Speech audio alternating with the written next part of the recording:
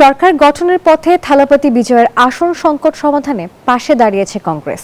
সাম্প্রদায়িক বিভেদ সৃষ্টিকারীদের দল থেকে বাদ দেওয়ার শর্তে 5টি আসন ভাগাভাগি নিয়ে চেন্নাইয়ে চলছে আলোচনা। সংকট ছাপিয়ে 7 মে শপথ নেবেন অভিনেতা থেকে রাজনীতিবিদ বনে যাওয়া বিজয়। আর মাত্র 10 আসন পেলেই তামিল নায়ক থালাপতি বিজয়ের দল তামিলাকা ভেট্টি কাজাগাম টিভিকে ওদের স্বপ্ন পূরণে পাশে থাকতে পেরে আমরা গর্বিত। একাই সরকার গঠন করতে পারত, তারা পেয়েছিল 108টি আসন, দরকার ছিল 118টি। তাই সরকার গঠনে অন্য দলের সাথে জোট করতে এই নিয়ে চলছিল নানা ধরনের জল্পনা কল্পনা। জোট হিসেবে থালাপতির শুরুতেই জোর আলোচনায় রয়েছে কংগ্রেস, তারা পেয়েছে 5টি আসন। তবে কংগ্রেসের রয়েছে বেশ কয়েকটি শর্ত।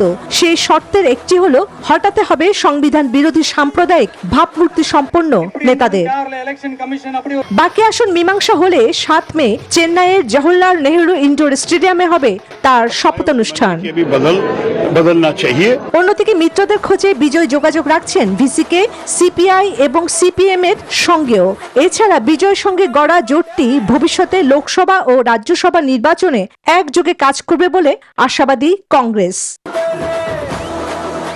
চন্দ্রানী চন্দ্রা, নিউজ 24।